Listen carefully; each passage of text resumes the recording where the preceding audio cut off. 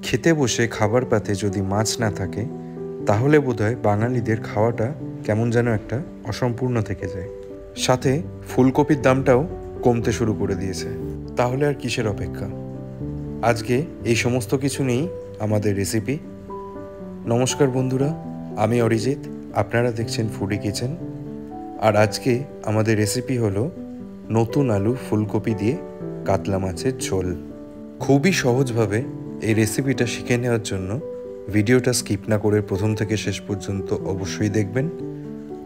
আর আমাদের এই রেসিপিটা যদি আপনাদের পছন্দ হয় তাহলে লাইক আর কমেন্ট করে আমাদের চ্যানেলটাকে অবশ্যই সাবস্ক্রাইব করবেন। তো চলুন বন্ধুরা, রেসিপিটা এবারে শুরু করা যাক।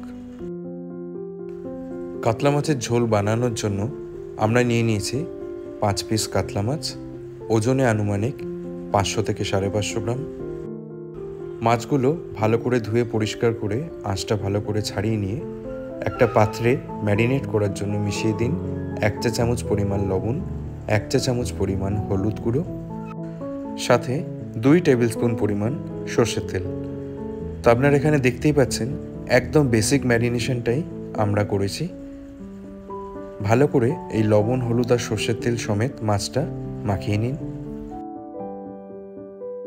এবং মাখানো হয়ে গেলে 10 থেকে 15 মিনিট রেস্টিংয়ে রেখে দিন। কাতলা মাছের পিসগুলো ভেজে নেওয়ার জন্য একটা ফ্রাই প্যানে নিয়ে নিন পরিমাণ অনুযায়ী সর্ষের তেল। তেলটা ভালো মতো গরম করে নিন, তারপরে এক এক করে মাছগুলো গরম তেলে দিয়ে দিন।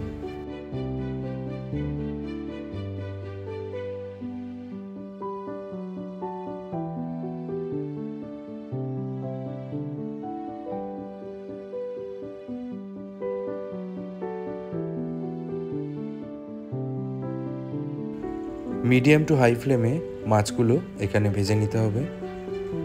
প্রথমে একটা পাশ ভালো করে ভেজে নিয়ে খুন্তি দিয়ে খুব ধীরে ধীরে উল্টে অপর পাশটাও ভেজে নিন। এইভাবে ইভেনলি মাছগুলো একটু লাল করে ভেজে নিতে হবে।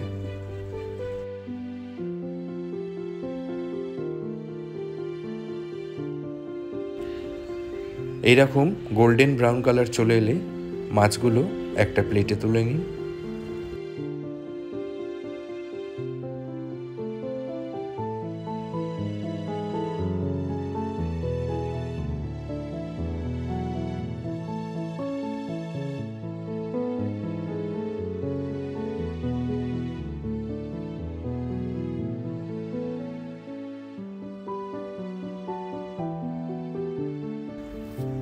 এবারে এই একই তেলে ভেজে নিন ফুলকপি। এখানে আমরা একটা মাঝারি সাইজের ফুলকপি ব্যবহার করেছি এবং ফুলকপিটাকে চেষ্টা করবেন একটু ছোট ছোট আকারে এইভাবে ছাড়িয়ে নেওয়ার। 1 চা চামচ লবণ আর 1 চা চামচ হলুদ দিয়ে ফুলকপিটা ভালো মতো ভেজে নিন।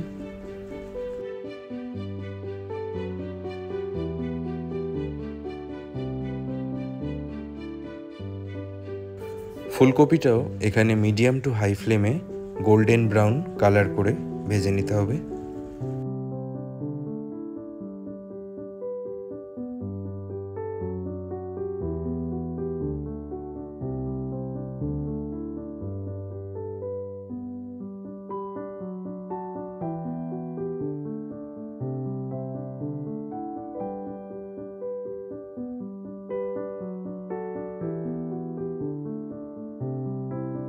ফুলকপিগুলো ভাজা হয়ে গেছে। এবারে একটা প্লেটে ফুলকপিগুলো তুলে নিন।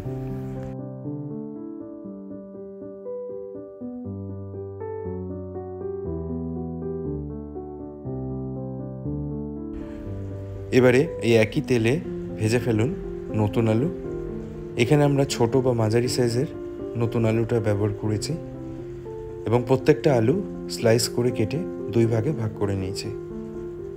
আলুটাও 1 চা চামচ লবণ আর হলুদ গুঁড়ো মিশিয়ে ভালো মতো ভেজে ফেলতে হবে।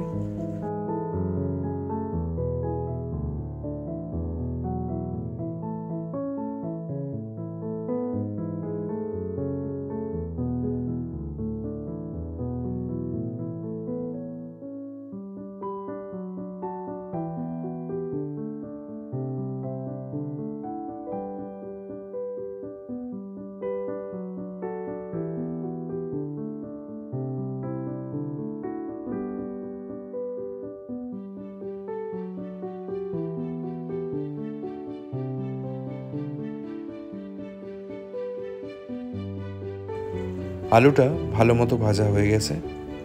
ভাজার পরে আলুগুলো একটা প্লেটে তুলে নিন।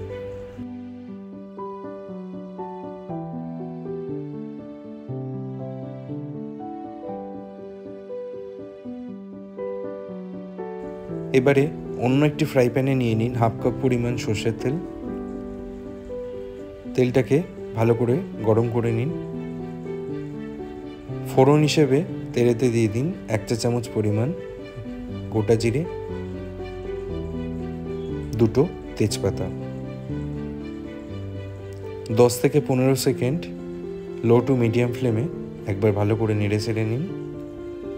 তারপরে মিশিয়ে দিন 1 টেবিল স্পুন পরিমাণ আদা পেস্ট। ফ্লেমটা এই সময় লো টু মিডিয়াম রাখবেন। ভালো করে একবার 1 মিনিট ধরে আদা পেস্টটাকে কষিয়ে ফেলুন।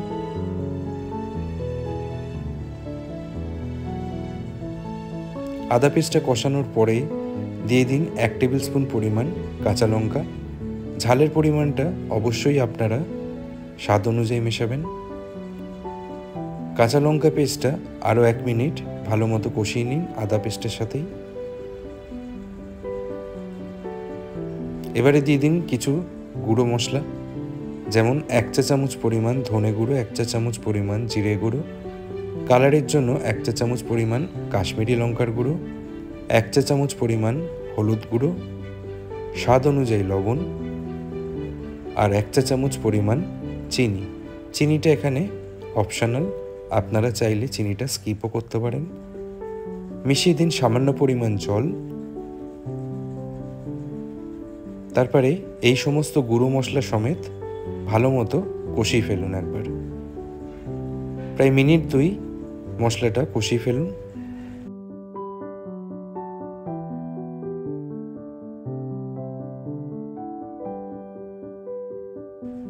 দু মিনিট কষানোর পরে দেখবেন মশলা দিয়ে তেল ছাড়তে শুরু করে দিয়েছে। ঠিক এই সময় মিশিয়ে দিন 4 থেকে 5 টেবিল স্পুন পরিমাণ টমেটো সস। এই টমেটো সস মেশানোর ফলে ফ্লেভারটা আরও বেশ টেস্টি হয়, সুন্দর একটা গন্ধও আসে। টমেটো সস দেওয়ার পরে আরও 1 মিনিট ধরে ভালো করে কষিয়ে ফেলতে হবে মশলাটা।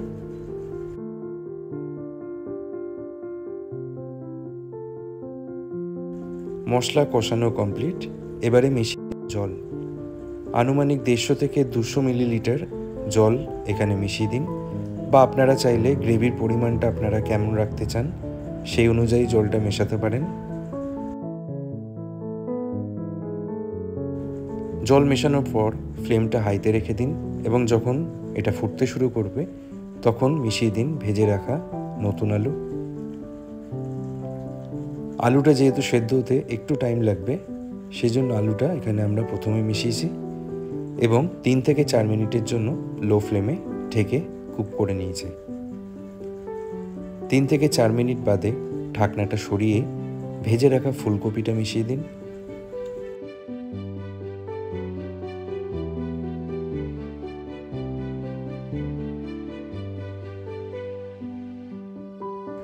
এবার ফুলকপি সমেত আলুটাকে আরও 3 থেকে 4 মিনিটের জন্য লো ফ্লেমে ঢেকে রাখুন।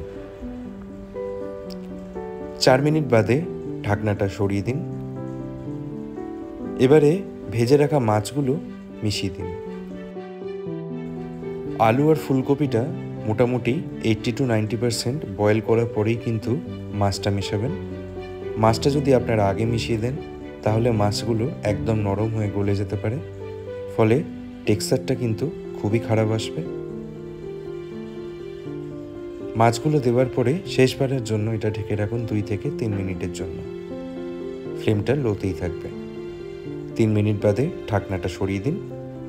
মিশিয়ে দিন 1 চা চামচ পরিমাণ শাহি গরম মশলা গুঁড়ো আর কিছু পরিমাণ কুচিয়ে রাখা ধনেপাতা। ধনেপাতাগুলো সমেত গরম মশলাটা ভালো করে একবার মিক্স করে দিন। আর মাছগুলো থাকার জন্য কিন্তু খুব সাবধানে খুন্তি দিয়ে সমস্ত কিছু মিক্স করতে হবে যাতে মাছগুলো ভেঙে না যায়। আলু ফুলকপি দিয়ে মাছের ঝোল এখন পারফেক্টলি রেডি। বন্ধুরা, মাছের ঝোল তো আপনারা অনেক খেয়েছেন, কিন্তু আমার এই রেসিপিটা ফলো করে কাতলা মাছের ঝোল একবার আপনারা বানিয়ে দেখুন। খুব স্বল্প সময়ে আর খুব সহজেই এই রেসিপিটা আপনারা বানিয়ে ফেলতে পারবেন এবং খেতেও লাগে অসাধারণ সুস্বাদু।